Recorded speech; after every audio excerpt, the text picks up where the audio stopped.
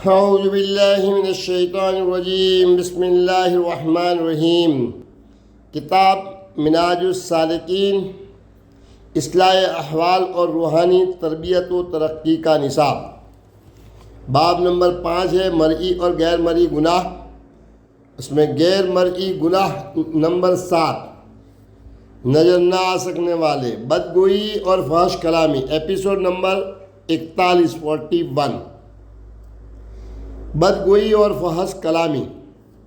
ہر مسلمان کو اپنی زبان پر مکمل کنٹرول رکھنا چاہیے تاکہ وہ معاشرے کا ایک کارآمد فرد بن سکے۔ امام غزالی اہل ایمان کو اپنی زبان کو 8 قسم کے گناہوں سے بچا رکھنے کی تلقین فرماتے ہیں۔ 1 جھوٹ، 2 وعدہ خلافی، 3 غیبت، 4 جھگڑا، 5 خود ستائی، خود کی تعریف، 6 لعن طعن، 7 دوسروں پر کیچڑ اچھالنا، اور 8 ٹھٹھے بازی، ہنسی مذاق۔ زبان کا غلط استعمال لوگوں کو آگ کے گڑھے میں گرانے کا سبب بن سکتا ہے۔ ایک مومن کو اپنے منہ میں موجود گوشت کے اس لوتھڑے یعنی زبان کے درست استعمال میں ہمیشہ محتاط رہنا چاہیے تاکہ وہ خود کو اخروی زندگی میں جہنم کے عذاب سے بچا سکے۔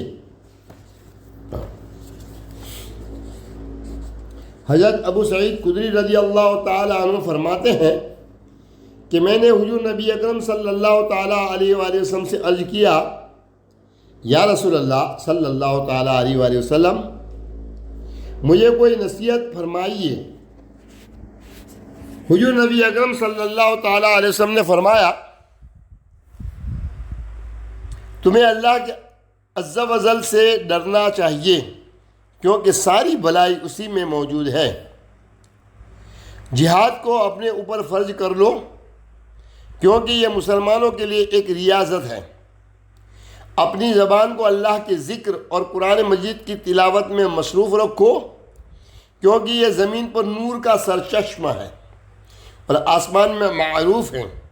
اس کے بعد آپ صلی اللہ تعالی علیہ وآلہ وسلم نے مزید فرمایا، اپنی زبان سے اچھی بات کے علاوہ کچھ اور نہ کہو کیونکہ ایسا کرنا تمہیں شیطان پر غلبہ پانے اور اپنی دینی امور کے انجام دہی میں مددگار ہوگا۔ من درجہ بالا حدیث مبارک ہم سے یہ تقاضا کرتی ہے کہ ہم سب سے اچھے الفاظ میں گفتگو کریں کیونکہ ہماری ہر گفتگو ہمارے نامہ اعمال میں محفوظ کی جاتی ہے، یا پھر ہم خاموش رہیں کیونکہ خاموشی امن برقرار رکھنے میں معاون ثابت ہوتی ہے اور اس کے ذریعے انسان شیطانی قوتوں کو اپنے قابو میں کر سکتا ہے۔ وہ لوگ جو اپنے منہ سے کوئی غیر اخلاقی بات نہیں نکالتے انہیں دوزخ کی مصیبتوں سے دور رکھا جائے گا۔ حضرت ابو جعفر رضی اللہ تعالی عنہ سے مروی ہے کہ رسول اللہ صلی اللہ تعالی علیہ وآلہ وسلم نے فرمایا، جو کوئی اس دنیا میں لوگوں کے وقار کی حفاظت کرے گا اللہ تعالیٰ روز جزا اس کی غلطیاں معاف فرما دے گا، اور جو کوئی بھی اس دنیا میں لوگوں پر خود کو آنے والے غصے پر قابو پالے گا اللہ تعالیٰ روز محشر اسے عذاب سے محفوظ رکھے گا۔ اپنی ذات کا محاسبہ کرنا اپنی زبان کو قابو میں رکھنے کا بہترین ذریعہ ہے۔ یہ اہل حق کا شیوا ہے۔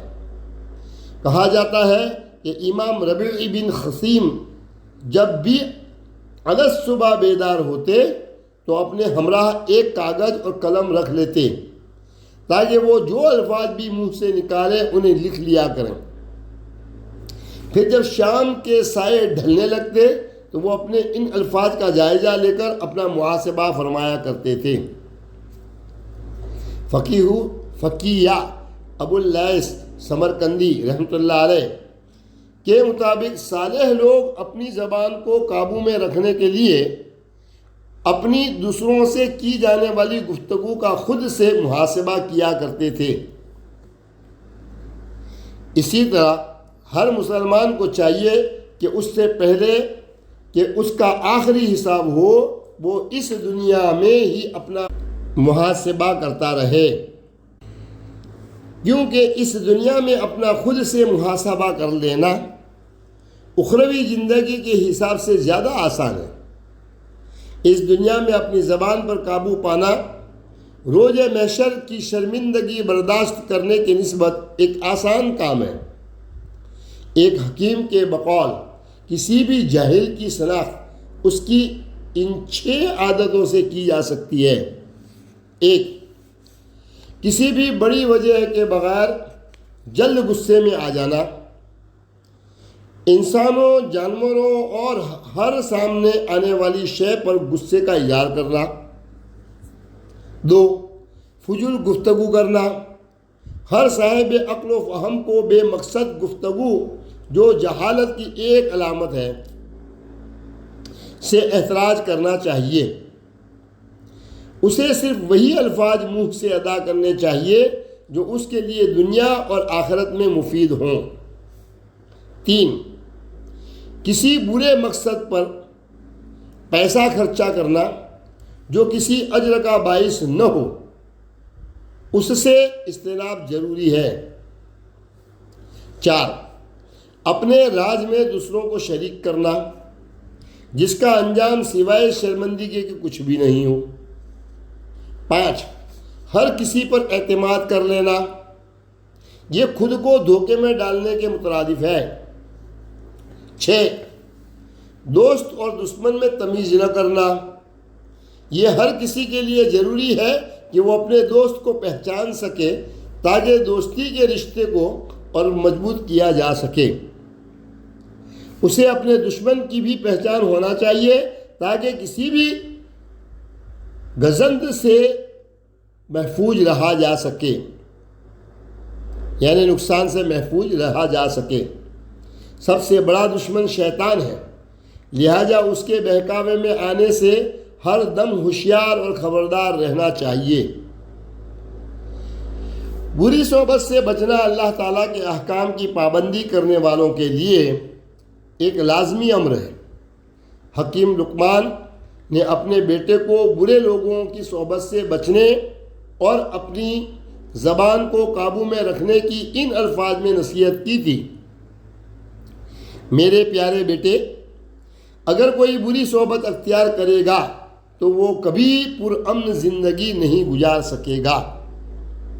اگر کوئی بدکاری کے اڈے پر جائے گا تو بدنامی سے بچ نہیں پائے گا۔ اگر کوئی اپنی زبان پر قابو نہ رکھ پائے گا تو پچھتاوا اس کا مقدر ٹھہرے گا۔ حضور نبی اکرم صلی اللہ تعالی علیہ وسلم کا مہذب زبان کے استعمال کے بارے میں فرمان ہے: خوشخبری ہے اس شخص کے لیے جس نے اپنی زبان پر گرفت رکھی تاکہ کسی کی بدگوئی نہ کرے، اور دوسرا وہ جس کا گھر اس کے لیے کشادہ ہو گیا، اور تیسرا وہ جو اپنے گناہوں پر روتا رہا۔ حضرت امام حسن بصری رضی اللہ تعالی عنہ فرماتے ہیں کہ عقل مند کی زبان اس کے دل کے پیچھے رہتی ہے،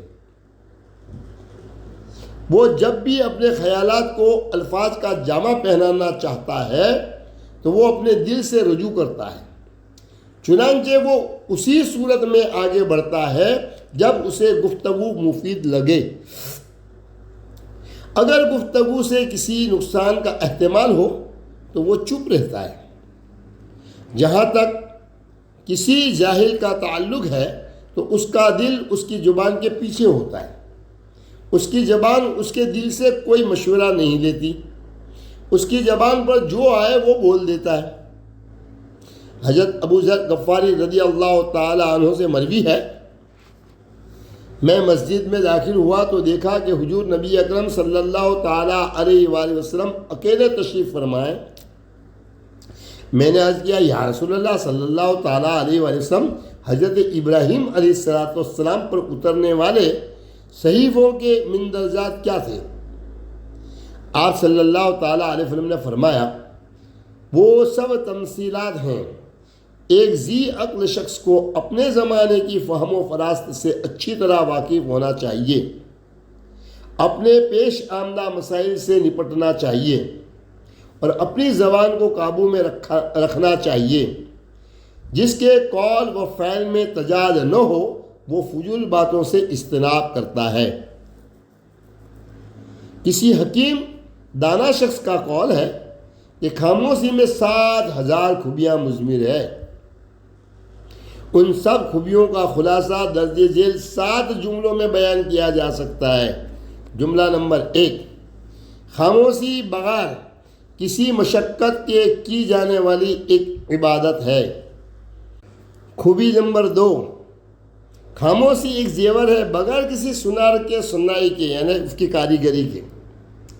3، خاموشی ایک رعب اور دبدبہ ہے بغیر کسی بادشاہت کے۔ خوبی نمبر 4، خاموشی ایک قلعہ ہے بغیر کسی فصیل کے۔ خوبی نمبر 5، خاموشی ایک آزادی ہے کسی بھی احتیاط سے، کہ کسی سے بھی بعد میں معذرت خواہ نہیں ہونا پڑتا۔ خوبی نمبر 6، خاموشی معزز لکھاریوں یعنی کرامن کاتبین لکھنے والوں کو آرام دیتی ہے۔ خوبی نمبر 7، خاموشی عیبوں کی پردہ پوشی کرتی ہے۔ خاموشی عالم کا زیور اور جاہل کا پردہ ہے۔ ہمیں گناہوں کو خود پر غالب نہیں آنے دینا چاہیے۔ اللہ تعالیٰ کے احکام سے روگردانی کا نتیجہ اس کی فرما برداری اور عبادت سے ملنے والے روحانی سکون اور سرور سے محرومی ہوتا ہے۔ دوسری طرف جب اللہ تعالیٰ کا کوئی بندہ بغاوت کی روش ترک کر کے اپنی جسمانی لذتوں کے سحر سے یعنی جادو سے لا تعلق ہو جاتا ہے تو اللہ تعالیٰ کے حضور عبادت میں مشغول ہونے سے ایک غیر معمولی مسرت کا احساس اس کی رگ و پے میں سرایت کر جاتا ہے۔ گناہ نمبر 9، شک و شبہ اور تجسس ایسے گناہ ہیں جن سے باہمی اعتماد مجروح ہوتا ہے۔ کسی شخص کا اپنے اہل خانہ، دوستوں اور رفقائے کار کو شک و شبہ کی نظر سے دیکھنا اس کی سوچ کو آلودہ کر دیتا ہے۔ چنانچہ دوسروں کے عیب تلاش کرنا اور ان کے معاملات کے بارے میں تجسس سے کام لینا سخت گناہ ہے۔ قرآن مجید میں اس رویے کی سخت مذمت کی گئی ہے اور اہل ایمان کو اس سے بچنے کی تلقین فرمائی گئی ہے۔ ارشاد باری تعالیٰ ہے، یا ایھا الذین آمنوا اجتنبوا کثیرا من الظن ان بعض الظن اثم۔ اے ایمان والو، زیادہ تر گمانوں سے بچا کرو، بے شک بعض گمان ایسے گناہ ہوتے ہیں جن پر اخروی سزا واجب ہوتی ہے۔ حضور نبی اکرم صلی اللہ تعالیٰ علیہ وسلم کی احادیث سے بھی ہمیں شک اور تجسس سے بچنے کی تلقین ملتی ہے۔ حضرت ابو ہریرہ رضی اللہ تعالیٰ عنہ سے مروی ہے کہ رسول اللہ صلی اللہ تعالیٰ علیہ وآلہ وسلم نے فرمایا، شک سے بچو، کیونکہ شک کسی بھی کہی جانے والی بات کی خراب ترین جھوٹی شکل ہے۔ ایک دوسرے کی جاسوسی نہ کرو اور ایک دوسرے کے بارے میں تجسس نہ کیا کرو، ایک دوسرے سے نفرت نہ کرو، بھائی بھائی بن کر رہو۔ گناہ ہے کبیرہ نمبر 10، دھوکہ دینا یا کوئی خفیہ سازش تیار کرنا۔ دھوکہ دینا یا کسی کے خلاف خفیہ سازش کرنا عموماً معیوب عیب دار نہیں سمجھا جاتا، جبکہ اسلامی تعلیمات کی روح سے یہ حرام فعل اور گناہ کبیرہ ہے۔ اس میں دینی و دنیاوی دونوں طرح کے نقصان ہیں۔ ایسے فعل کی مذمت قرآن مجید سے ثابت ہے۔ ارشاد باری تعالیٰ ہے، استکبارا فی الارض ومکر السیئ ولا یحیق المکر السیئ الا باہلہ فہل ینظرون الا سنت الاولین فلن تجد لسنت اللہ تبدیلا ولن تجد لسنت اللہ تحویلا۔ انہوں نے زمین میں اپنے آپ کو سب سے بڑا سمجھنا اور بری چالیں چلنا اختیار کیا، اور بری چالیں اسی چال چلنے والے کو ہی گھیر لیتی ہے۔ سو یہ اگلے لوگوں کی روش عذاب کے سوا کسی اور چیز کے منتظر نہیں ہے۔ سو آپ اللہ کی سنت میں ہرگز کوئی تبدیلی نہیں پائیں گے اور نہیں اللہ کی سنت میں ہرگز کوئی پھرنا پائیں گے۔ دھوکہ دہی منافقت کی نشانی ہے۔ منافقین کے بارے میں قرآن مجید میں ارشاد باری تعالیٰ ہے، یخادعون اللہ والذین آمنوا وما یخدعون الا انفسهم وما یشعرون۔ وہ اللہ کو یعنی رسول اللہ صلی اللہ تعالیٰ علیہ وآلہ وسلم کو اور ایمان والوں کو دھوکہ دینا چاہتے ہیں، مگر فی الحقیقت وہ اپنے آپ کو ہی دھوکہ دے رہے ہیں اور انہیں اس کا شعور نہیں ہے۔ دھوکہ دینے والوں کے بارے میں حضرت انس رضی اللہ تعالیٰ سے مروی حدیث میں ہے کہ حضور نبی اکرم صلی اللہ تعالیٰ علیہ وآلہ وسلم نے فرمایا، لِكُلِّ غَادٍ لَوَاءٌ يَوْمَ الْقِيَامَةِ يُعْرَفُ بِهِ۔ قیامت کے دن ہر دھوکے باز کے لیے ایک جھنڈا ہوگا جس سے وہ پہچانا جائے گا۔ دھوکہ دینے والا شخص جنت میں داخل نہیں ہوگا۔ حضرت ابو بکر صدیق رضی اللہ تعالیٰ عنہ سے مروی ہے کہ رسول اللہ صلی اللہ تعالیٰ علیہ وسلم نے فرمایا، دھوکہ باز، احسان جتلانے والا اور بخیل جنت میں داخل نہیں ہوں گے۔ ایک روایت میں ہے کہ دھوکہ دینے والا ملعون ہے۔ حضرت ابو بکر صدیق رضی اللہ تعالیٰ عنہ سے ہی مروی کہ رسول اللہ صلی اللہ تعالیٰ علیہ وسلم نے فرمایا، جو شخص کسی مومن کو تکلیف یا دھوکہ دے وہ ملعون ہے۔ دھوکہ دینے والے قیامت کے روز جہنم میں جائیں گے۔ حضرت انس بن مالک رضی اللہ تعالیٰ عنہ بیان کرتے ہیں کہ رسول اللہ صلی اللہ تعالیٰ علیہ وآلہ وسلم نے فرمایا، مکر و فریب، دھوکہ بازی اور خیانت کرنے والا جہنم میں ہوگا۔ مذکورہ بالا قرآن و احادیث کے دلائل سے یہ حقیقت واضح ہوتی ہے کہ اپنے ذاتی مفادات اور منفعت کی خاطر دوسروں کے ساتھ دھوکہ دہی اور دجل و فریب کا معاملہ کرنا نہ صرف انتہائی قابل مذمت اور کبیح فعل ہے بلکہ یہ حرام اور کبیرہ گناہوں کے زمروں میں آتا ہے۔